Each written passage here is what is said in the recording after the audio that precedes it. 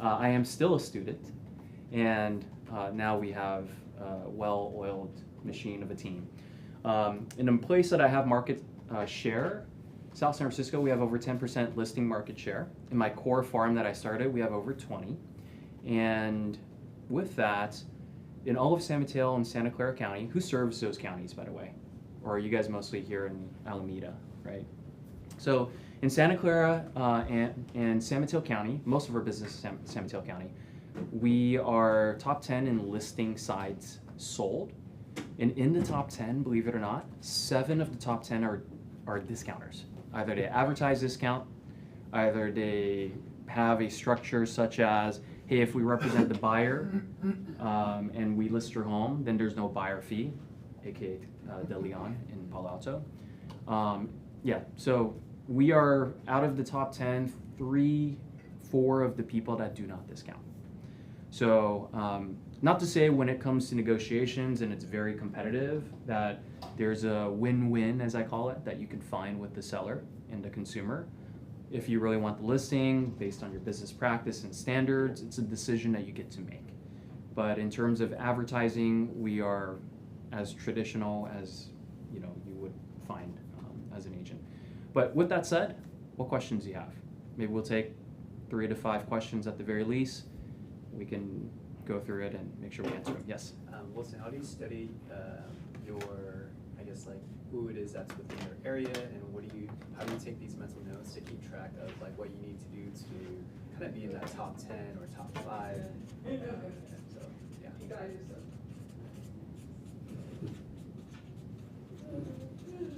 So I wrote down who you study and tools to use maybe could be helpful. We can talk about that. To that point, the most important, I would say, data point that you can look for when you're picking a farm is who's the main competitor you're competing with.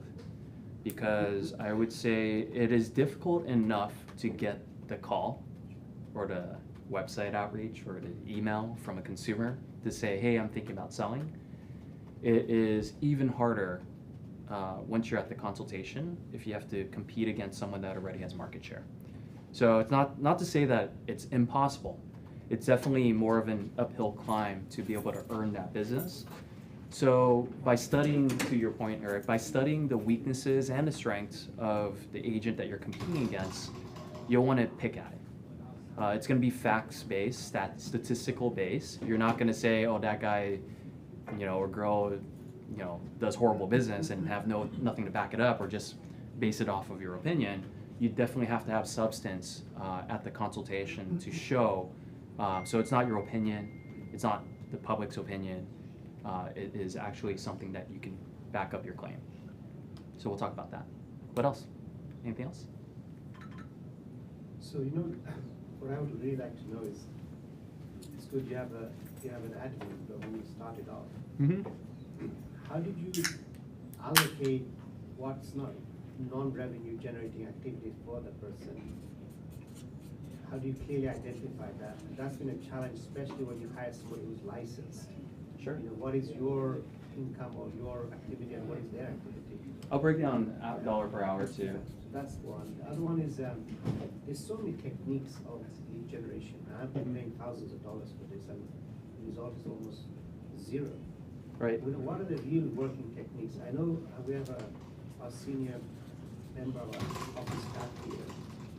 Steve does very well in his sphere of influence, where he markets regulated by letters. I'm just trying to find out what is the best technique. Is it open houses? Is it letters you write to your sphere of influence? Social media? Because everybody will take your time and money saying this is the best solution, this is the best solution. Yeah. Now I have a company chasing for AI where they can to your point, as salespeople, as much as we are really good at what we do, hopefully we're all really good, or we're going to get really good. Top 3 ways that you've generated leads. Right. We'll definitely cover that. And then it's going to be, personalized to your business too. What I was going to share is, as much as we're really good salespeople, or aspire to be, we get sold too. So everyone tries to sell us because we do generate revenue, right? We're commission-based. We are 1099, and we have heavy expenses potentially too. I mean, just because we have $100,000 in revenue doesn't necessarily mean we make even $20,000, right? So, great question. What else? Yeah. So farming does take a while. Is it more for brand awareness, or is it more like your marketing content that you kind of put out there? Is it like you just do like recently sold, market data? Like, do you think anything that has worked for you from the marketing content, or are Yeah. you just doing it for brand awareness? I'll give you a plan for it. So I heard there, sometimes you do things for brand awareness, sometimes you do things with a unique selling proposition or a call to action, right? And I'll cover this real quick because I think just from a high level, an understanding of it will help. The idea is that as long as everything you do, whether it's something you send out through mail, something you send through email, your phone call that you're calling someone and having conversation, as long as everything you do is an attempt to provide value, you've done your job. So an attempt to provide value also doesn't necessarily mean there's always an ask, right? So who's heard of the saying that, you know, in our Keller ecosystem, we always talk about come from contribution, right? Sometimes that's hard to quantify. What does that even mean? Come from contribution means that, I'll give you an example of today, right? Today, I have no expectation that you're gonna send me a referral or send me business or, you know, want to coach with me, or I don't even talk about that, right? But the intention of me being here is I've seen, and my focus is so long-term, that by pouring into other people, because people have done that for me in my career, by being here and giving you information I've learned, if it helps you in your business, I think it builds brand equity with, oh, I attended this class 3 years ago with Wilson at KW Fremont, and this was my one takeaway, and it has changed the trajectory of my life or my business, right? If I could do that, I'd be very happy because I've impacted other people. So it's a combination of, you know, for me, fulfillment, but also maybe there's a future opportunity where we can work together in some capacity.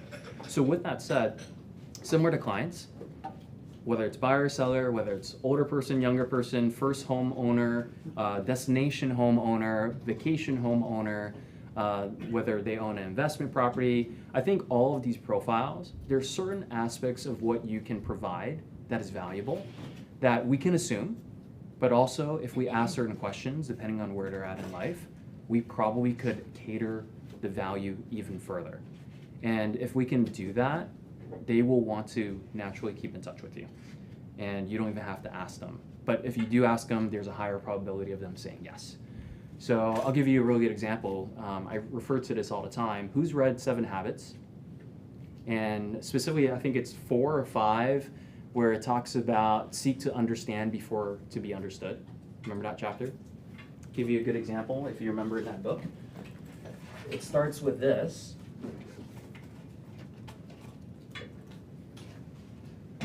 So I'm your optometrist, and you've come in because you're having eyesight problems. Let's say it's you, and you're telling me that you can't see things. I can't see things. Well, I can, and I use these, so you should try them on. Why is that probably the wrong approach? One size does not fit all. That is correct. And I didn't ask any discovery questions. I didn't try to learn about this individual besides I knew he had a problem, and I tried to prescribe a solution without really dissecting what's going on. That's how most agents run their businesses. It's all based on assumption. To a certain degree, you need to be assertive and you need to put yourself out there, but you should hone your message over time, improve your craft and your presentation, so that you get to the point where you can imagine the best optometrist is probably someone that's going to sit there patiently and have you share 5 to 15 minutes of what you're experiencing, and then give you some sort of solution. So I think it's fair to assume what your consumers, let's say you go out in farming, what your consumers are looking for that's valuable. You have a basis of it, but also seek their advice. You'd be surprised that if you go out there and you door knock or you canvass and you ask them, hey, look, I send these out for the last 3 months. Some people find it valuable, some people don't. What would be valuable to you? And then that's a conversation starter. Great, I'll make sure to make those adjustments if you want to see what Fremont, City of Fremont is planning for the new civic center or the park across the street from here? Like, what are they making changes to? Because as a resident, just like me, I'm curious just as you are. But I would love to make sure to be the first person to deliver that information to you. So yeah, sorry. No, you're good. I was just making sure the TV Yeah. is still working. But yeah, to this point, the question, I think it's both. I think occasionally you definitely do need some sort of unique selling proposition or call to action. I think the easiest is whether you go out and canvas yourself, it's a piece of paper that you always leave behind, or if it's a postcard, you're sending something, there's also two sides. One side is always going to be the value that you're trying to provide, and maybe it's valuable to 5 out of 100 people that receive it. But on the other side, it's always a consistent branding in your image. Hey, call Wilson. This is the reason why that you should call, right? Or this is the evidence of success or a testimonial. So there's always a mixture of both. If you're out there, you might as well leave something behind. Let's answer Eric's question. Who do you study? Tools you use? So Eric in the office should have access to something called Broker Metrics. Have you guys heard of that before? Broker Metrics is a tool that recruiters use to track market share, buyers and sellers represented, list to sales price ratio, historic kind of trend of in the last 12 months, this person increased their business, decreased their business. You can search by, for us, we have realtor zones. I don't know if East Bay has the same thing. Realtor zones is like a number for a specific neighborhood in a specific city. If not, there's probably a way that you can configure it. Because Broker Metrics just takes data from the MLS, but allows you to have flexibility on what you pull.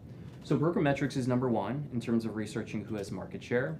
Usually what I would like to do is I would look at the last 12 months and who would agree that the last 12 months aren't really a normal year in business, right? So not only should you look at the last 12 months, or let's break it down by calendar year. You can look at 23, 22, 21, 20, and probably 19 and 18. 19, 18 are probably more normal. 2020 was COVID. 21, 22, a lot of printing of money, so values went up a lot. So consumer behavior kind of changed. 22 rates went up, so a little bit less normal of a year with less sellable units. But I think if you can find trends and see who's consistently doing business, you should start to get really curious as to what they are doing. Because I'll be honest, our business has gone down 40% in terms of production. Anyone similar? Anyone gain market share in this market? You're doing something right? So your average agent has contracted in business, which means they have to make adjustments to what their fixed expenses, variable expenses, all that. But going back to this point, Broker Metrics, you can do research on year by year to see who's gaining and who's losing market share. If you're someone that's consistent, I would say you probably have a better chance of getting market share earlier on if the top 3 agents have less than 10% market share. That kind of suggests that the market share is pretty scattered. If you have 1 to 3 people that have over 10% market share, you're always going to go up against those people at listing appointments. Then you're going to want to start to do research on which neighborhoods are they mostly targeting. Do you have friends or family members that live in that neighborhood or office mates that live in that neighborhood? And then you're going to want to ask them to save their marketing to see what the value proposition is that they're advertising. Secondly is you're going to want to look at the MLS. All of us have access to it. If we know there's certain competition that you're always faced against, you're going to want to search by license number or name. You're going to want to see their last 12 transactions if they have 12. If they're a top agent, then they probably do. And you're going to want to scroll through. What's their average list of sales? What's their average days on market? Are they, based on the photos, does it look like they do anything to their property? Does it look like they're getting more so inheritances and probate sales? Like, read the description. Are most of their homes occupied by tenant or property owner? And why is that case? Because I'll tell you, there's a lot of, I would say, I'm not going to do it by demographics, but people that have been in the business longer, I think have gained the market share that they believe is rightfully theirs, and they've taken a back seat on how they serve their client. So what do I mean by that? Someone that gets a lot of trust sales is probably someone that has some relationships in the neighborhood or some relationships with attorneys. If they do, and they expect that business, do you think they're going to put more effort nowadays in their career? Probably not. But who is? You guys. Because you guys are starting to farm. You guys want to gain a market share. You guys probably will put a little bit more effort and money and time into making sure that it's presented well because you want to get the next listing. So I would say there's certain disadvantages that you can pick apart based on just doing research on broker metrics and MLS. I'll give you a really good example. The person who had market share in my area was a discounter, and he's really well known in the peninsula. His name is Stanley Leung, and he advertises Royal Service 3.68. And maybe to the branding image of him, I think everyone knows him because he's been in the business for so long. But I'll give you his tasteful, or some would say distasteful marketing that he does, besides a discount on every single thing that he sends out. When it was the year of COVID, he literally photoshopped himself in boxing gloves and said, "We beat COVID." And as memorable as that could be, because it's pretty out there, I don't think, let me make a point very clear. I know Fremont has a lot of discounters. Is that true? You know, to a certain degree, compared to Peninsula, probably more than we experience. But every market has their fair share of different value propositions. One of them being, hey, it's cheaper to do business with me. And I will share that a very good reminder. Consumers don't sell their home because of staging, free staging, lower commissions, any perks that you offer. Consumers don't sell homes because you're number one in the market. Consumers don't sell homes because your days on market is faster than your competition. Although these might be important once they make the decision, but prior to the decision of selling, they're selling because they have a need. And if that's true, we want to be there before they make a decision and determine that they have a need, to be top of mind. Maybe there's a mixture of, you know, marketing messaging that suggests that we're number one occasionally, that we do things better, faster, whatever it is. But it's a really important reminder that you do not fall in the trap of comparing apples and apples with the discounter in your market. Because discount is not the reason why people make a decision to transact real estate. They will make a decision because of a combination of your value proposition, including your fee structure. But prior to exploring even what that is, they sell because they have a need. So with that, I think a lot of our marketing should be geared towards bringing up why people have moved, whether it's through a form of a testimonial. We helped the so-and-so family move because they had to relocate for a new job. Or the so-and-so family inherited this home and they weren't sure what to do, but we provided them a value proposition to fix their home so they could sell it for more, right? So that's where you can mix the needs of the consumer with the value proposition, and the value proposition does not need to be discount. Other tools we use, honestly, if you're consistently out there, you're probably going to start to see marketing. Whether it's left behind by someone else, if they're farming, then you know that's how they're gaining market share. Or if you see marketing out there and you research a person and they don't have market share, they're trying. And maybe your average agent is probably not going to do it for longer than 3 months. So it's never really a threat. So if you can commit to a certain budget in your farm area for the long haul, which is probably 9 to 12 months, you're eventually going to get results. And the results will come sooner if there's less competition, a little slower if there's heavy competition. And we talked about prior to call and during the appointment already. Allocation of time. I love this question, by the way, and I'll show this to you. Because I think if you haven't heard me talk about this before, some of you have been to a class that I've taught before, and you've seen this before. So this is from a class I teach about listings. And I think this is really important for you to understand. As I stand here with you today, our team is launching 5 listings. They're going to hit market before 2 p.m. today. One's in San Francisco, 2's in South City. I don't remember where the rest are. That's how much from this moment of fulfillment I'm not involved in the process. And you might be like, that seems weird, shouldn't you be? And you're right, I probably should know a little bit more, but I trust my staff to be able to take care of it. Not only are we launching 5 listings this week, we launched 2 last week. We probably have 5+ active, and we have several pending, and we probably have a dozen coming up. Most of the listings are me because I'm the main listing agent on the team. We allow our agents to take listings too. But as of right now, someone's monitoring my email. The MLS phone number that's displayed to call a listing agent is not my number. And I'm forwarding my calls as we speak to you because we have appropriate help.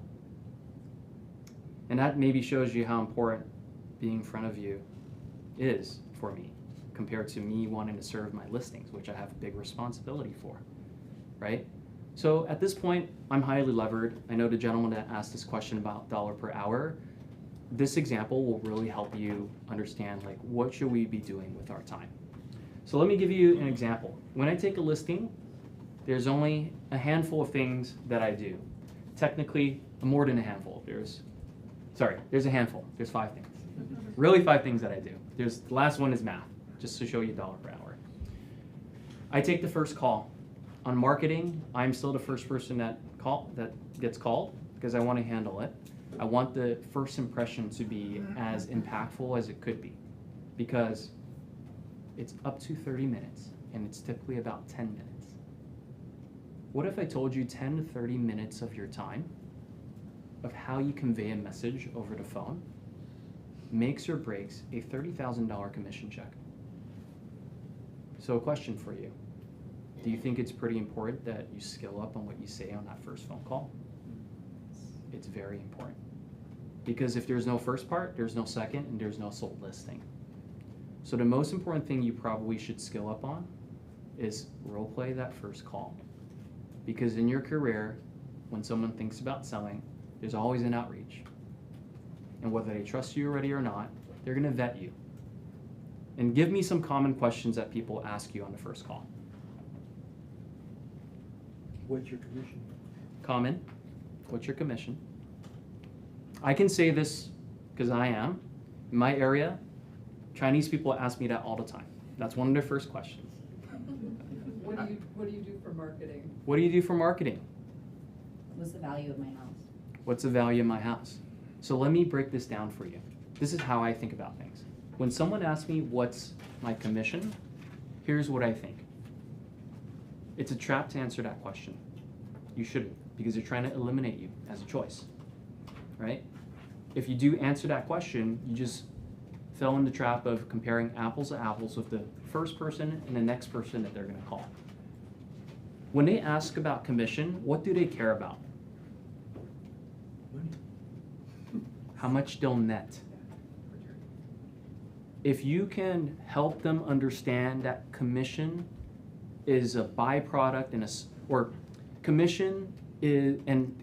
what they pay in commission is a byproduct that influences what they net, and focusing on the net and what you could do to help them net more, that is the conversation you should be having, not answering the commission.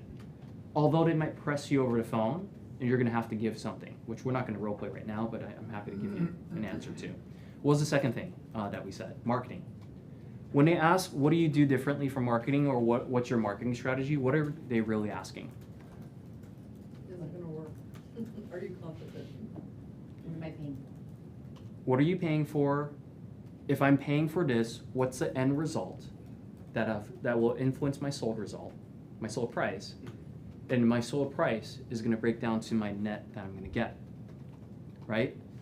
So it could go something along the lines of, hey, I really appreciate you asking me about marketing. Most people that ask me about marketing is really asking what we do differently to help you sell for a higher price and to help you sell for more. Hey, thank you so much for asking me about commission. Clearly, it matters to you, your expenses when you sell, because it's gonna equate to, at the end of the day, how much you're gonna net if you work with an agent. And there's gonna be agents that sell you on the idea of paying less commission is the most important thing. In fact, that might be something that you're thinking of right now. But if I can share with you our track record of helping sellers sell for more, even if they pay more, and if you determine I'm not the right agent for you, guess what I'm worth to you in commission? 0. So when's a good time we can chat together so I can show you exactly what we do differently to help our past sellers sell for more, and potentially you. What was the last one? Value of my home, right? Yeah. And then you kind of know the answer to that already. So you want to answer the unasked question. Usually it's always tied to how much will I net at the end of the day if I work with you. Pretty much everything they ask you about is either netting more, I'll give you this and this will help you understand what people are prioritizing. I'll give you the side that we covered so far. How much money will I net at the end of the sale? What do you think is at the opposite side of the spectrum? What will that money do for them the next day? Right. Related, Is it gonna go smoothly? kind of. Let me give you a hint. As much as most people know if they properly prepared a home for sale, why do some people still sell off market? Quick time. They don't wanna be Quick? bothered. They don't want people in their Quick, house. don't want to be bothered. There's one word I'm looking We're for. going through distress. Convenience. Stress. Convenience. Convenience. And I hope I spelled that right. So there's two sides of the spectrum, and I explain this to the sellers. You either value selling for the most, or you value convenience. So I'll give you an example. Hey Wilson, can I sell while I live here? You kind of see where I'm going with this? Mm-hmm. Do I have to stage? Do I need to paint my house? Mm-hmm. Do I have to move out? Now, understanding this, I'm not contesting them anymore. I'm not butting heads by saying, no, you have to, right? But by understanding this, I can explain to them, hey, I really appreciate you asking if you can stay in the home. You absolutely could. But I'd be lying to you if I told you that is the best route for us to sell. And here's why. Anything that we do that's more convenient for you tends to take away from our ability to sell for a higher price. So my question to you is, as we talk about how you want to go through the sale, there's going to be certain things that you're going to tell me that you want to sell for more. And there's going to be certain things that you tell me that you value your convenience and privacy. And as long as you're okay with the end result we get, because it's either adding or subtracting to the total value that you get at the end, would you be happy if I at least explained that to you? I don't think they're going to say no. And a lot of our conversation is going back and forth about what they want to do, what they don't want to do. But guess what? I've removed myself from saying you have to being a consultant, saying it either adds or subtracts, and it does influence what you get. Versus, what do you think your average agent will do? Okay, there. Here's what happens on one side. Oh yeah, you want to stay in your home? No problem. You don't want to stage? I'll still take the listing. Oh, 4%? I'll totally do it, and I'll do a good job. I'll do the best I can. And I take that listing, and I didn't set expectations. I showed them comps of high prices because they were vacant, staged, and well prepared. And now I just disappointed the seller because I didn't truly explain to them the real thing that they really need to focus on, which is in an effort to sign the listing and get it signed, I pushed out the proper expectation setting, and now I have to have a tough conversation later. You get it? That is a disservice for the client if you don't explain it up front. That's why my consultations are pretty long in the front. I walk away and they feel empowered because they have choices to make. I don't force them in a contract. And inversely, I actually sign a lot more listings that way, believe it or not. And I think for the most part, that fits a lot of our styles here, because we also don't want to be that one call closer that forces someone to do something that they don't want to do, right? Anyways, this is what I explained to them. Now going back to this, time per hour. Okay, I take the first call. It's up to 30 minutes. I round it up. It's conservative. I send a calendar invite to the client because I captured their address, email, and I have a description, and I've templated everything, including the calendar invite. And I can show you too. I hide the guest. I include my listing coordinator because my listing coordinator prepares my presentation book. The day of the appointment, I show up to the office, I look at the presentation book, and I figure out, hey, is this accurate? Do I need anything else? If not, take it, I go to my appointment. My initial consultation and walkthrough is up to 2 hours, but conservatively I wrote an hour and a half, 90 minutes. Whether I sign it or not, my listing coordinator fulfills the next step, and I set the expectations that they should do a walkthrough with them and also vendors, so they know exactly what it's going to look like to potentially prepare their home for sale based on what we discussed. Timelines, scope of work, and guess what? Even if I didn't sign it, I'm showing good faith, I'm willing to work with them, and by going through the motions, even if I don't have a signed listing agreement, that is suggestive that we are working together. Right? Okay. The prep process fulfilled by a staff member. The next time I show up is for pricing. Usually what I do is I pull some stats, I text them, and I say, hey, I'm going to chat with you tonight. Here's why. By the time we take the listing, my listing coordinator is the one that sends me an invite on a pricing conversation the day before we go on market. I don't plan, I don't ask the client, hey, when's a good time? We can talk about pricing. I don't do any of that anymore. I literally, first call, initial consultation, I look at my calendar at the beginning of the day, oh, I have a pricing conversation today because someone else booked it. Eventually, if it's a hot market, the expectation is 2 weeks or less, we have an offer deadline. If it's not, then we just go with the flow until there is one. If it is a hot market, I don't book the conversation with the client that we're reviewing offers. My staff does. Also, my staff consolidates everything from Disclosures.io, drops them all in a Google Drive, separating folders for each offer we get, sends it to the client, summarizes the main bullet points on a spreadsheet for me so that when I meet with the seller for that call, everything's ready to go and I'm looking at the main terms and they know what to look for. From point of sale, contingencies, down payment percentage, EMD, is it 1 day or 3 days, what's the price, what does the pre-approval show, and so forth. Did they sign off on disclosures? Did they include a proof of funds or a pre-approval? What else is mentioned? Did they check off the stove and there's no stove? Or sorry, check off refrigerator and there's no refrigerator at the property? I have all of that in one spreadsheet, and I don't work on that. We negotiate, someone else docu-signs, someone else manages the escrow. I do a 1-minute call. Hey, Eric, thank you so much for working with our team. I hope you had a really good transaction. I hope that you can give us some feedback. Here's our review page if we think it was a really good transaction on behalf of the client, and then if not, we send them a survey just in case we feel like they're going to say something that's not as pleasant on our review page. Eric, do you have any questions for me? No? Hey, once again, thank you so much for working with us and our team. So let's calculate how much time I spent. 30 minutes, 90 minutes, 30 minutes, 30 minutes, 1 minute, and here's the math. At an average price point of 1.2 million, an average commission of 2.5%, I estimated 4.016 hours. My dollar per hour based on that commission check is $7,400. If I isolate it to just the activities of the listing itself. So I have a question for you. Let's just round it down, 4 hours. 4 hours of really critical conversations. That is the highest dollar producing task that you could do in the business. Of course, there's other things you can do working on the business, but as a listing agent, you're highly paid. As we all know, we aspire to be listing first agents. This is the reason why. It's a highly levered responsibility.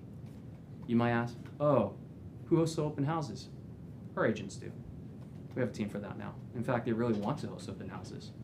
They want to capture buyers and sellers. You might also ask, like, what if things go wrong? It first hits the listing coordinator, then it hits me. If it's not a critical conversation, it doesn't involve me. Will the listing coordinator or staff members make mistakes? Sure, they will. But guess what? That's us too, right? So as long as it's something that we can plan ahead, like if a mistake happens, we make sure we adjust our process, we improve it, and then we mitigate the opportunity of that happening next time. But Yeah. Any questions on this breakdown? It doesn't directly answer your question because I know you're talking about like marketing and return on investment of finding leads and lead gen. But then this gives you a good idea of maybe what I'm alluding to here is if we do spend $1 lead gen, this on the listing side is a heck of a lot better return than working buyers. And I'm not going to say that we don't work buyers. We clearly do, but this is much highly levered. If you build out a team, I'll tell you, the top listing agents across the Bay Area, they're top heavy listing agents that may or may not choose to build a buyer agent team. They're very profitable because they literally have themselves doing the critical things and 1 or 2 staff members helping them fulfill the listing process. Maybe a TC that they pay $400 or $500 per transaction to. Yep. Is the listing coordinator a salaried position, or is it based on the commission of the house? It's a salaried position. Our experience is, at least my experience is, the best fit for a listing coordinator position is someone that has project managed timelines. A wedding planner could be one. Someone that worked in corporate that's tired of the 9-to-5 grind and wants to be out and looking at properties, interested in interior design, interested in not being in front of a desk all the time. They also, why do I say wedding planner is really good is because you could imagine they not only have to be really organized, fulfill timelines, and meet a really important date. For us, it's on market. For them, it's the wedding day, right? They have to make sure everything goes right. But also, they have to be human to human facing. The wedding planner needs to be there on site, coordinating all the vendors, telling them what they need to do. And then lastly, they serve the couple, whoever's getting married, and the couple has to be happy, just like the seller has to be happy. So that's like a perfect kind of person. Secondly is, are wedding planners on salary or are they self-employed? Similar to photographers and videographers, they are 1099, they're self-employed typically, and if their business is inconsistent, they would die for a W-2. Guaranteed paycheck for what they do that's similar, and that's like their natural gift and talents. It's a perfect fit. So anyways, good question, yeah. How long did it take you for you to coach and train your listing coordinator to get to them where they are today? To the gentleman's question earlier too, finding the first assistant, initially you're finding a generalist. I'll tell you my team building kind of thought process. The first 4 years of my career, I was really frustrated every day that I woke up. Here's what I did know. I want to make a lot of money, which correlates to I need to help a lot of people. But there's certain things I'm not good at, and if I'm stuck in front of a computer, I get frustrated. And I don't want to do that, but I have to. So I would go through my day with, I like doing this, I don't like doing this, I like doing this, I don't like doing this, and as we all know, if we do everything, we burn out sometimes. Until I took the class and I realized that, I could trust the process. At that time, I could pay 40% of my GCI for a person's salary, and I could take a leap of faith to give away everything that is not sales related. And we did, and it worked. And I used best practices based on KW's training systems to vet the person before I hired them. My first hire was $23 an hour. It included her health benefits. She came from banking. I think it was pretty strategic. Why banking? Retail banking is somewhat of a declining industry because there's more automation. They have to dress professionally. They have to open, close. They have to balance at the end of the day. They have to have a high degree of professionalism no matter who walks in the bank. And they have to be calm under stress, right? Especially if there's threats or there's like disgruntled clients. And then they're really underpaid. I think most of us that have banking friends, we kind of understand they're really underpaid. So that's where I found her. It was mostly by referral. And then the generalist eventually becomes a specialist, where they're the listing coordinator, closing coordinator, TC. They are basically your executive assistant. Sometimes they play a role of, 10% of the job could be your personal assistant. Whatever it is to help optimize your time and energy so you can grow the business, this person should be doing. And it's a very selfless role, but then if you find the right behavioral fit and the right person that has experience, it's priceless for your business, and it's a very mutual kind of growing partnership. Just want to add, they should be detail oriented. I was a listing coordinator as well as I'm a wedding planner. So I was like, oh yes, you have to. It's like more of like when you're under pressure too, when you're talking to sellers, you have to kind of understand that it's an emotional time for them if they don't want to sell or not. So they kind of have to have a calm manner to them. I just want to say that because I was a listing coordinator before, wedding planner, and just very detailed. So now I'm an agent. So yeah. Right. So you can relate. Yeah.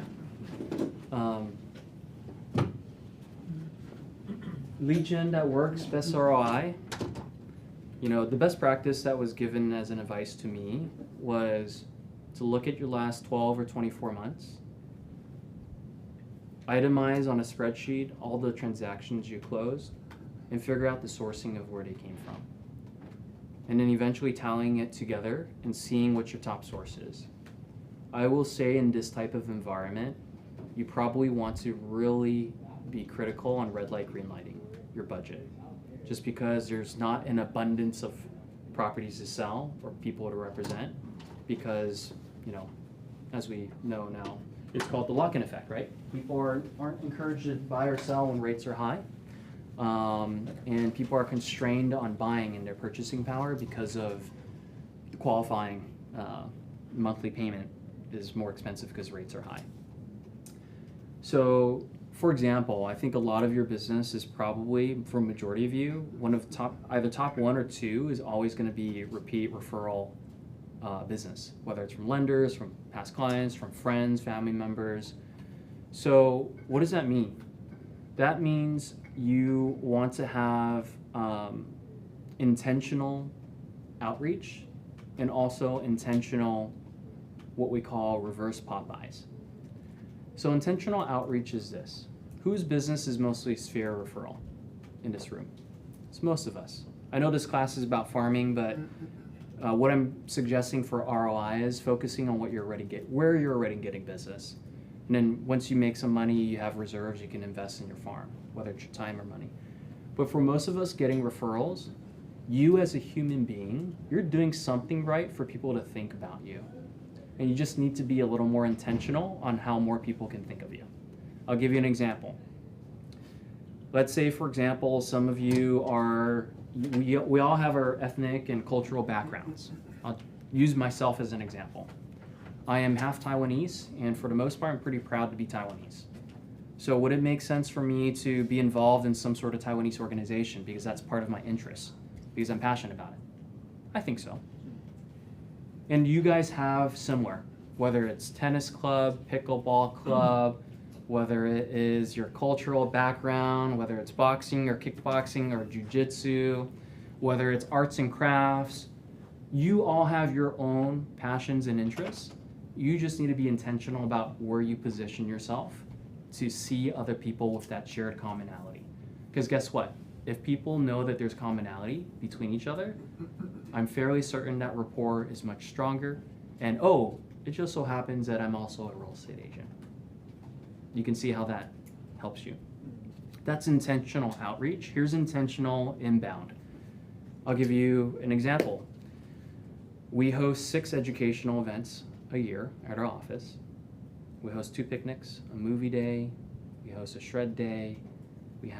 This year we're planning a pie giveaway, a ice skating rink day, and it's a 12-year calendar with events throughout the year, and that's intentional. Who do we invite? Basically, we prioritize people that value us and we value. So past clients, sphere, referrals for all our agents. Then we open it up to the public, whether we flyer it in our farm or we send it out to the mass database that we have. And eventually, people come to us, have a good time, and guess what? Yes, you pay for an event, or maybe your lender did, or a vendor did, right? But they came to see you. And it's intentionally built that way because you cannot always just find reasons to go out to see them, right? and then you know predictably where you need to be for 3 hours of your time. And it's not necessarily time is an issue that we all have, it's our allocation of energy. So the more predictable you can make your schedule, the more efficient and effective you can use your time. So that's what we call a reverse pop-by, where you intentionally invite people to come see you for various reasons. It's going to fit various, like your reasons. For example, today we have a trust and estate planning. 2 attorneys are coming to speak about, why it's important to establish your estate and your trust and how to set it up, blah, blah, blah. And there's a certain demographic that fits, but we invite everyone just because we want to put out there, hey, we host community events. We're educational based. We want to help you understand what's important. And we have free shred days and all that. But those are 2 things you can do intentionally. That is, you can coincide with your farming, but then it's with your existing people that already know you. Now, let's say you guys are intimidated. Oh my gosh, I'm throwing my first event. What if no one shows up? Let's partner up. Use Eventbrite isn't free anymore, so I use TicketLeap. TicketLeap still allows you to have multiple names on the invitation list. Like, who invited you? Is it Wilson or is it someone else, right? And depending on who they pick, just distribute it amongst your colleagues, your partners. You don't have to be on the same team to do that. I think if it makes you feel more comfortable, so both of you or 3 of you invite a speaker, such as an attorney. If each of you have a minimum obligation of inviting 5 to 10 people, now you just filled the room. And it's not an embarrassing, only 10 people registered, but 3 people showed up and you invited an attorney to come speak to you, right? So of course it satisfies everything if you do that too.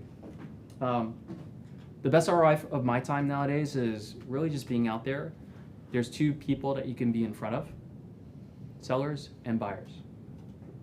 Now, if you go to your cultural function or tennis club, whatever, can you really distinguish who's a seller and who's a buyer?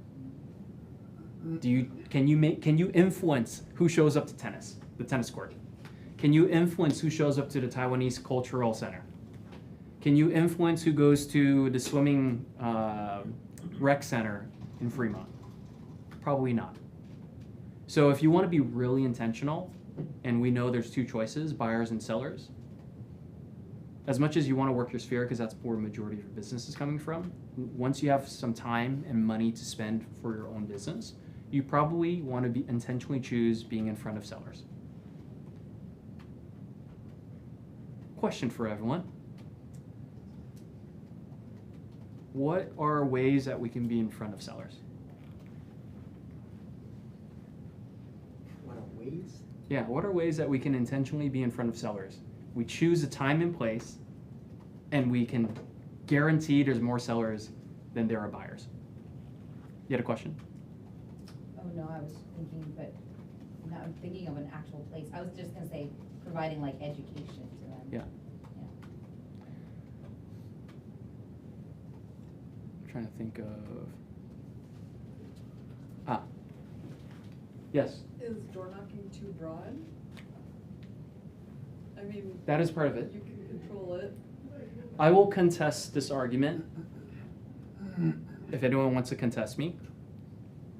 There's really no consistent way to choose when to be, who to be in front of if you want to choose sellers outside of farming. That's effective. Farming encompasses canvassing, also door knocking, which is the thing that you said. Think about this. Going back to 7 habits, circle of control, and circle of, I don't know what the other is called. Circle of influence and circle of non-influence. I don't know the term they use. We want to be intentional where we spend our time, and we have control over it. Because I'll give you some examples. I'm trying to think about the equation. So I'm going to give you a really important equation for you to understand. Was this helpful? Like this kind of understanding this help you conceptualize like how do you present information now, right? I'm going to give you another one that's really good, and it's an equation, because everything, as Gary Keller says, success is an equation. It's a math equation. Inputs are outputs, right? Okay. So I'm going to give you a really good equation.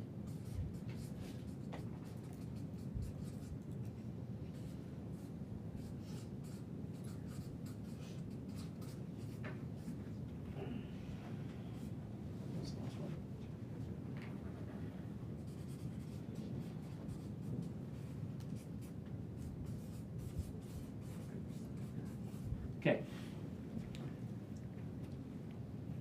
Hopefully this makes sense. Your activity multiplied by your conversion multiplied by the market dictates your results. Now give me something that has caused you to be successful or not to be successful in this market. I'll give you an obvious one. What do our clients complain about nowadays? Interest rates? Interest rates. Interest rates are a part of the market. Do we control that? Okay. Prices are too high. That's also market. Inventory. Inventory, do we control that? You know, a lot would lead you to believe we do. From what we call SAAR, seasonally adjusted available resale units, you'll see projections, but it's closer to 4 million nationwide. It used to be 5.5 to 6. So the reality is there's less to go around. So in some ways, if you look at a macro level of inventory to sell, we kind of don't control it. It's dictated based on consumer behavior. So here's what I want you to see, because we all want more results, right? But based on what we said about the market, inventory, interest rates, and prices, do we have control of that? We don't control this. Do you think we control conversion? That's scripting, dialogues, that's practice, that's showing up on time, that's, I'll give you my hint. I give a box of pastries when I go to any listing consultation. It costs me $15, but guess what? If you guys read, I forget what book. What's the book called? Robert Cialdini. Yes, where there's a law of reciprocity, right? Even if I give something small, there's an expectation they should return the favor, right? In the book, it talks about a folded rose at an airport, and a monk or someone gives a rose, and if you take it, they stick out their hand because now they expect something in return, even though it was goodwill that they gave it to you. Now you expect to give something back. Anyways, we control conversion and we control our activity, right? So how often are we saying ourselves internally or with our colleagues, inventory is very low and that's why my business sucks. Rates are high and that's why my buyers are hesitating and my business sucks, or my business is lower than what it used to be. Prices are high and people are hesitating to sell or hesitating to buy, and that's why my listing's not selling. We don't control any of that. We're focused on the wrong thing. We need to focus on conversion activity. And I'll tell you, you'll get to a point where conversion has diminishing returns, and it's really just this. So going back to the dollar per hour, the reason why I'm more successful is not because the market's different for me, clearly. Maybe it's conversion because I've skilled up over the years. That's part of it. But it's mostly because of this. I'm spending more time and money putting myself out there than most people are. And that goes for any successful agent. That's what we need to focus on. Because I think we all want more results. Now, maybe there's things I'm missing in this equation. I came up with this, but this is the idea. We don't control any of this. Let's stop focusing on things that we don't control. I lost my train of thought of why I brought this up initially. So if you guys have any questions. That was good though. So it sort of begs the question of like which activities. Yeah. If I were you, it's a hard non-negotiable for you to, if you know the only way you can intentionally be in front of sellers is to be in the heat with the sun beating down on your back. I have a fedora, so it helps. Put some sunscreen. I wear long sleeves intentionally when it's really hot because I don't want to like tan myself. I already have farmer's tan from walking neighborhoods. But if you knew there's really only a handful of things related to farming that you could do to intentionally be in front of sellers, I think the answer is very simple. Even if it's high buy relationships that you're initiating in your farm area, that's literally all you have to do. It will pay dividends because here's what I'll tell you. The top agent in any area that you're looking to farm is not doing that anymore. They supplemented it with their money and postcards. Maybe they have a better value proposition than you. Maybe they have a better strategy than you. Maybe their list to sales price ratio is better than you. Maybe they do charge less commission, and that's why they get a lot of listings.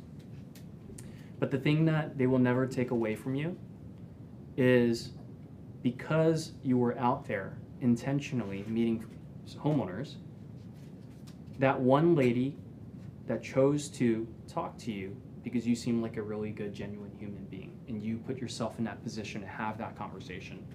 And when your sign goes up in the yard, if it's threatening the agent that thinks that they should get that listing, you earned it. So I'll give you the inverse of it. As a top agent in my area, I can only be in front of one house at a time. And I can only dedicate a certain amount of hours in my days or weeks to be in front of houses, in front of people. When I see a sign go up in the yard in my farm, I am at peace. Someone had a stronger relationship. I should, and we should, never feel threatened or never feel like, oh, that could have been my listing. Because we're thinking the wrong way. We did have control. We were just not at the right place and the right time to build that relationship. But here's what I do know. You can be at the right place at the right time for the relationships you choose to build. So it's a simple answer. Put yourself out there. There's a lot of friction to get started. But once you get the habit of breaking a sweat, I've been reading a lot about this because I'm thinking about getting a sauna for my home gym. Did you know, I think it's a Stanford study, that all-cause mortality goes down 40% if you sit in a sauna for 19 minutes or greater in a certain interval of every so often. And it's because a lot of like some diseases are related to heart, cardiovascular, right? And if you sweat, it helps. If you get vitamin E, it helps. So you know what? I treat it as, hey, I'm taking a walk. Let's see how much I can power walk today because I'm not running out there. And I'm breaking the sweat. I'm having great conversations. I'm lighthearted. I belong there is very important. You belong there. You are a part of the neighborhood. You walk up to doors confidently. You walk away from doors confidently. If you give the impression that you belong somewhere, people will reciprocate. If you look timid, if you feel like, oh my gosh, what am I doing here? These are $2 million properties. I live in a $800,000 condo, then you're going to appear that way. You're not going to appear like the authority that they need. You're not going to appear like the person that they could trust, right? Because you don't look confident. You don't look the part. So part of it is getting comfortable being out there consistently, looking the part, enjoying the sunshine, putting some sunscreen on, maybe putting some coverage for your head, and just going out there consistently. And there is a strong correlation with where we get most of our listings to me doing that over the years. Yep. When you knock, what do you say? What's your script? Yeah. So you want to role play that? Sure. Would it be helpful if I got my flyers in my car so you could see what I pass out? Yes. All right, I'm gonna go grab it. That way we can use it for role play too. Give me a Get sec. like copies of the flyers? Only special something. I'm just kidding.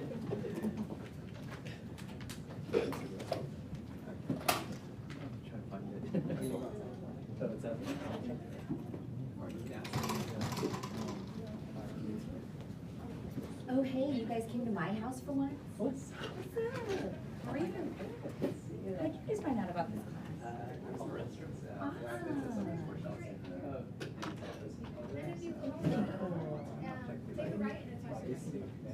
Yeah. I know, I ran into him at the TCAS office in Hayward. I'm Diana, we met once, like I follow you, I love your content. I'm always like, one day when I'm brave, my content's gonna be like you, I love it. It's so good. See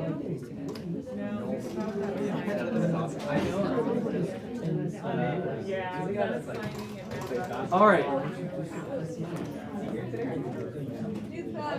I'll come by. How are we doing on time? Oh, it's 9:12. Oh, 12:09.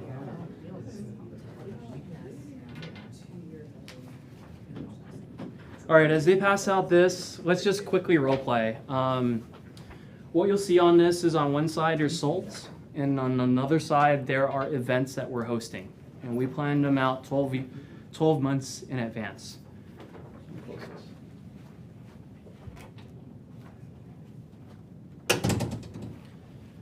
Most of the time when I go out farming, I just talk about our events. And oh, by the way, if you're curious about how the market is, on the other side there's some solds. Is what? Oh, there's some solds on one side. Also, most of the people in our area are San Francisco Giants, 49ers, and Warrior fans. So 3 times a year when I do go out, I usually pass out those calendars, and you shouldn't be surprised. People actually call me and say, hey, thanks for dropping it off. I really appreciate it. I look forward to this every year, and that makes someone's day. So let's role play it. I'll tell you, I actually don't knock on doors as often as you might think. Here's what I usually do. My ratio of being in front of, so here's, I would like to think I'm really intentional. I want to be very efficient with my time. If I knock on doors per hour, I'm probably talking to per hour, I'm probably in front of 25 to 30 doors per hour. And if you have a farm of 1,000, you can imagine that, let's just take 30,000 divided by 30, how many hours do I need to spend out there? 30 something, right? And within a month, that's manageable. But if my farm's bigger than 1,000, then I have to spend a lot more time farming. If I'm canvassing, if our average lot size is 4,000 to 5,000 square feet, I could probably do 80 to 100 doors per hour. And I want to make impressions. I want to make more impressions. But what you'll find is no matter what time you go out, and also even if you're just canvassing, which is just leaving something behind at the doorstep, you're still going to have 6 to 10 conversations just because people are coming in and out of their house. So it's more, I think I'm using it correctly, serendipitous, where it's like it's in passing that you see someone and it's more natural for a conversation starter. But not to say that door knocking is not effective. I think it absolutely is still, because you're intentionally looking for that conversation. But who wants to be my role play partner? Okay. So I'm gonna knock on your door, but let's just assume that you're here with me. Or let's say, Yeah. which one do you want? Do you want the knock or do you want the Knock. in passing? Okay. Knock. Because it's a very subtle difference. Yeah, It's more so like you open the door and the intro's just a little I'll be different. able to be a very good homeowner for you. Okay, great. Oh, hey, I'm on a call right now. Hey, I really appreciate you sharing that with me. It sounds like you're working from home. Yeah, Well, I appreciate it. I just want to make sure I give you something that maybe your family could join us for. We actually have a picnic coming up. It's in August, and it's our way of giving back to the community, and hopefully you can make it. Your name was? Kelsey. Kelsey? Great. Oh, so you're a realtor? I am a realtor, but also we do a lot of things for the community now. Oh. Kelsey, I want to make sure you get the invite too. I want to send you the link. What's a good phone number? Is it 408 or is it 925? Oh, what's it for? Oh, this is to make sure that in case you, I want to make sure I invite you to our picnic and future events too. A lot of neighbors ask us to make sure they're Can I invited. just like have the flyer and Yeah. just? You know, I Yeah, think that's this is, QR code on. this is fate because I'm not always out here. So I'll definitely, obviously have it here. And if you scan the QR, you'll be able to find the event. Just in case in the future I'm not here for a time to invite you or just some important information happening in the city. A lot of neighbors want to keep in touch. If phone number is not as convenient, what's a good email? Is it a Gmail or Yahoo? Okay, email's good. Great. So it's. And let's say she refuses. Let's say you refuse. Hey, look, I know this is not a good time. In fact, you're working. Maybe there's a time that we could chat. I know it's also our first time meeting together. And if I was meeting someone for the first time, I would also not, I would be hesitant to give my information Yeah. away. But trust me, this is really for the community, and I want to make sure that we keep in touch and keep you up to date on important things that are happening here. Because you're probably a proud owner here, I'm assuming? Yeah, Yeah. So let's keep in touch. that Is phone number or email better for you? email's better. Okay, great. I'm just gonna go for the capture. Now, assuming she's busy, I don't force the conversation. Because here's the conversation tree. Open, no open. If no open, leave something behind. If open, they either are short on time or they're open to a conversation. It's less so about what you say, it's more so about your body language and what you're portraying. If they're short on time, I go for the close sooner. I just cut it. But here's what you know. If they open, you always go for the close. Yes. And if they wanna chat for a really long time, Yeah. how do you get out of it? So this is related to your personality assessments. Let's just use the DISC assessment. Who's a ISICDI here? Or ISICSC? Are you guys familiar with the DISC? Yes. Okay. You might not know yours, but if you're an IS, you like to influence and you influence others, and you probably are a conversationalist, and you probably have a hard time cutting conversation short. If you're an SC, you probably don't like to be abrupt with your conversation, and you're a little more slow paced, and you're probably going to stay in that conversation.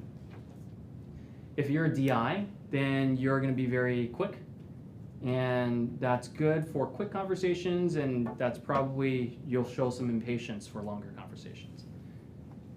If you want to be efficient at door knocking or having conversations in a farm, if there is substance there, which is subjective in your viewpoint, what is substance? Substance is someone saying, well, we've been thinking about selling. You probably want to have that conversation.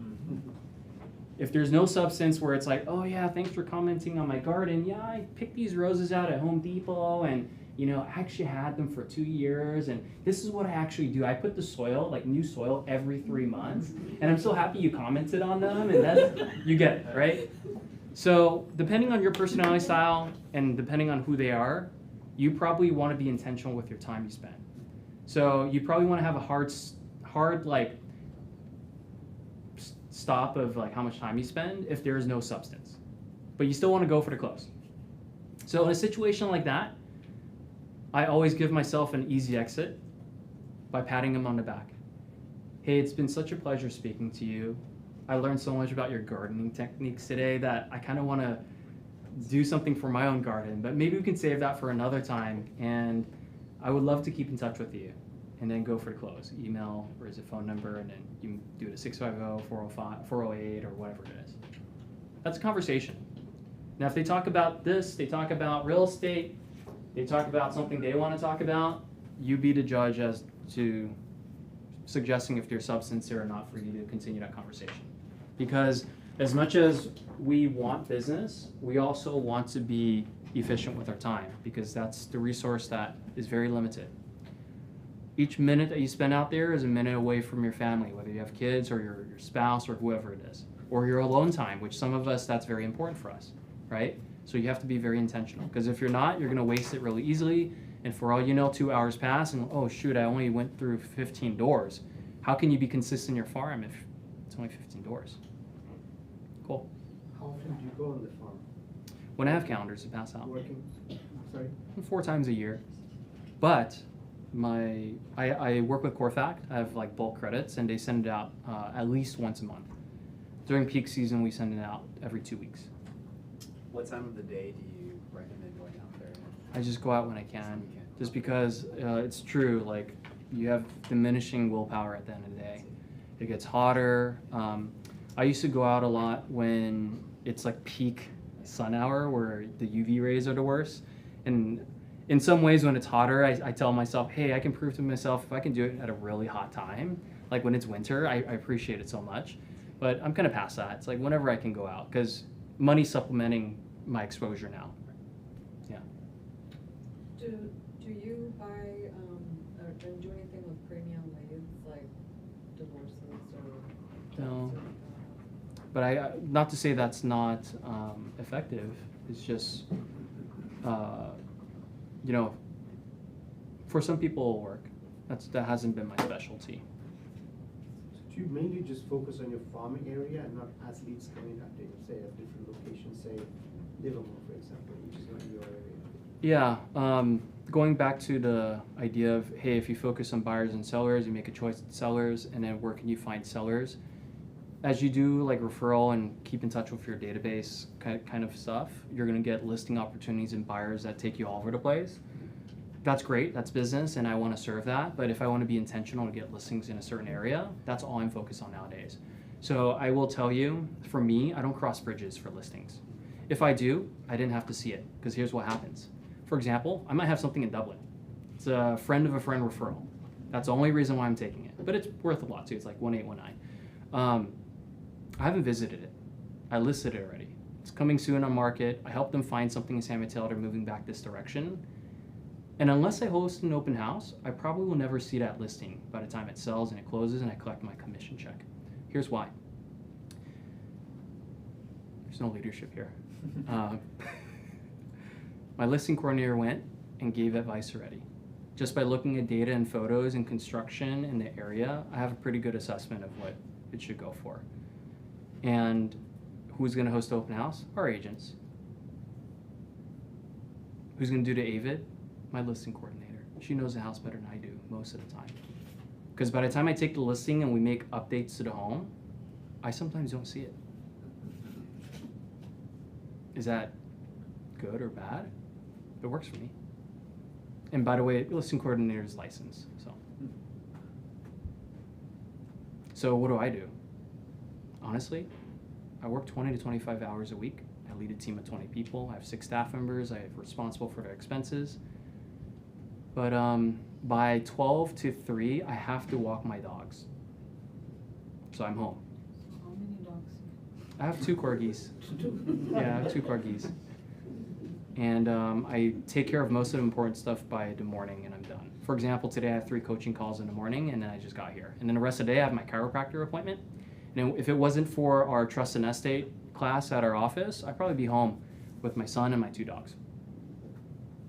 Yeah. So for these workshops, do you invite speakers?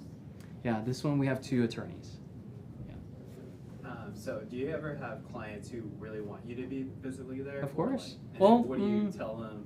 Like, hey, you know, I gotta take care of my dog. They expect me to be there and my dogs are never a reason Right. publicly.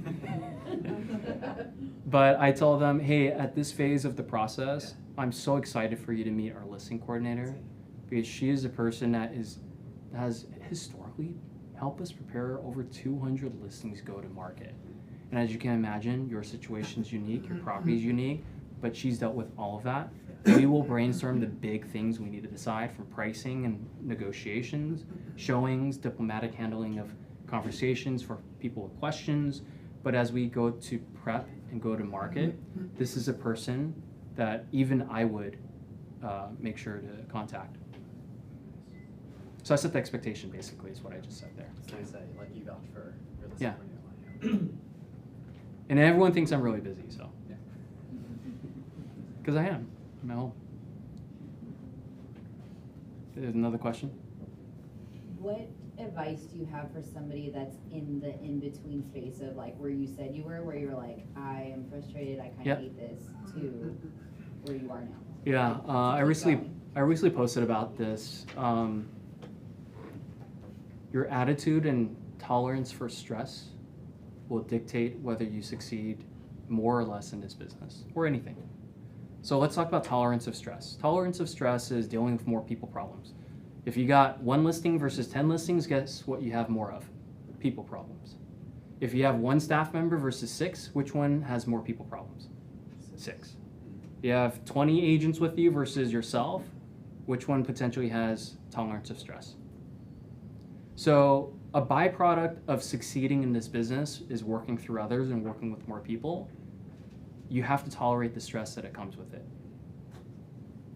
I can't say my staff is 10 out of 10 doing things perfectly. I can't say my agents are 10 out of 10 doing things perfectly, but we set standards in place. We hope they abide to them. We have conversations frequently to troubleshoot. And my tolerance of stress and responsibility have gone up. And also now let's talk about attitude, right? I just posted about this and this is potentially triggering.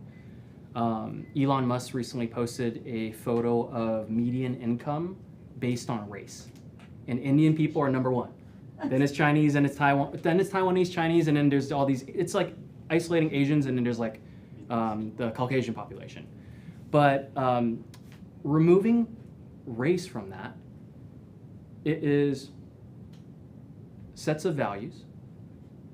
It is, I forget what I wrote in there, but there's certain things, like sets of values, merit, and hard work really dictate how far you get.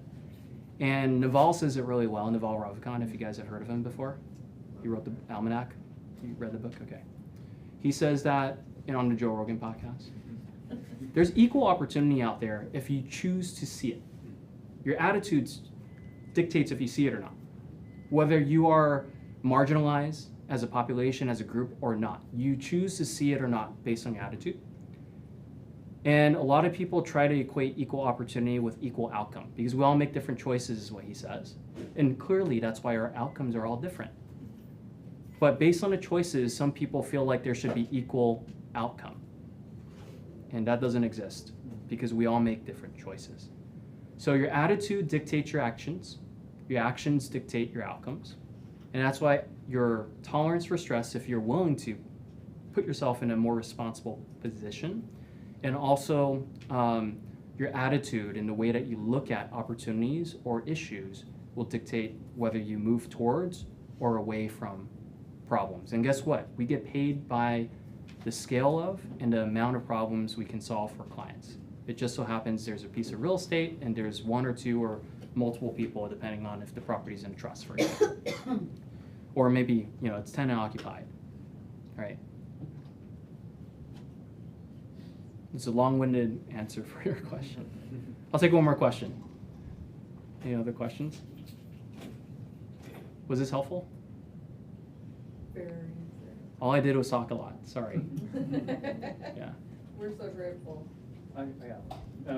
Going back to that equation, maybe just one book that you would recommend on like the conversion aspect, that's something that you kind of reference to kind of sharpen up your skills set.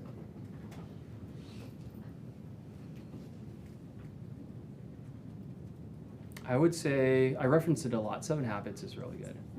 Because it's based on principles. And here's what it is about 7 Habits. The first 3 or 4 habits is about yourself. And the last couple is about working with others. The book is summarized in this way.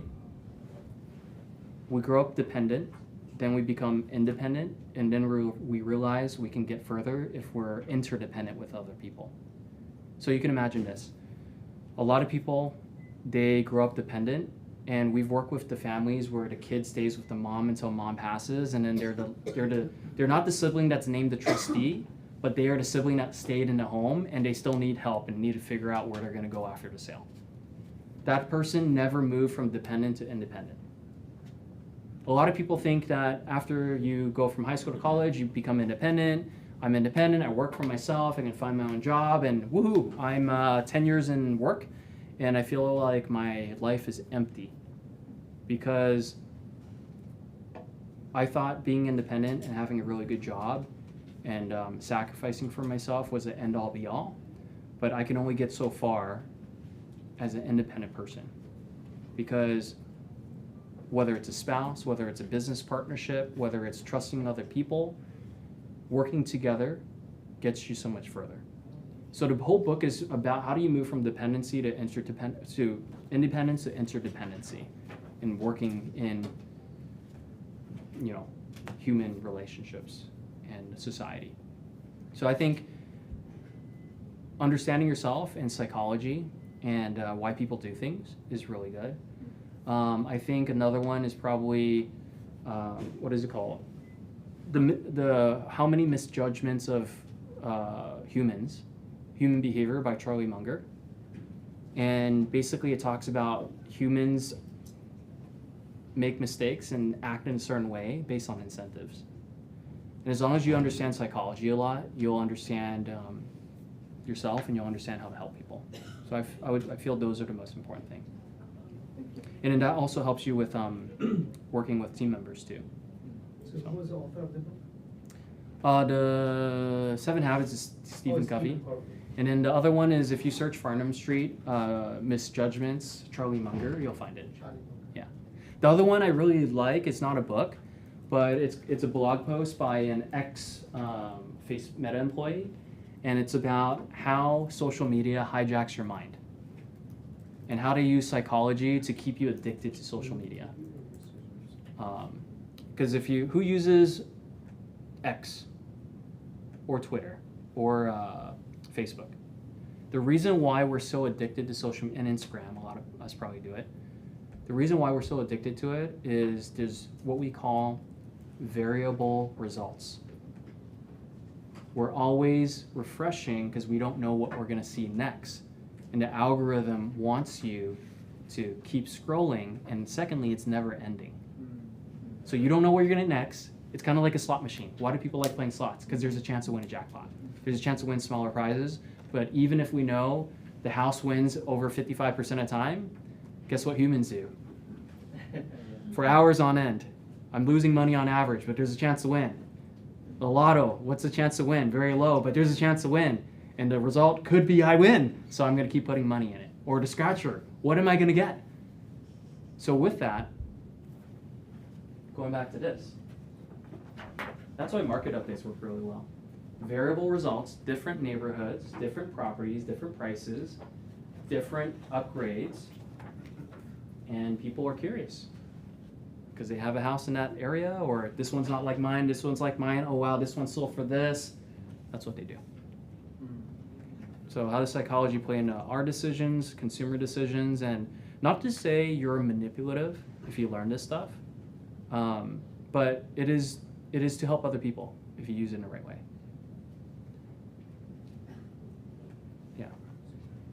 Anyways, thanks for being here. Appreciate you guys. Hopefully it's helpful. If you need help, feel free to reach out. Follow me on Instagram. And yeah, appreciate you guys. Do you want to take a referral? What was that? I have a property in South San Francisco. Oh, yeah? Sitting there for like 45 days. Yeah, you know what? The market is unpredictable right now. That's the area, right? Yep. If you want me to, we can chat about it. Okay. It's going on for almost 45, 50 days now. Yeah, I think in South City, Yeah, South there's City. a pretty, it's considered affordable, so the listed sales price tends to be pretty aggressive. So depending on what you price for and how it's prepared. Take a look at it for me.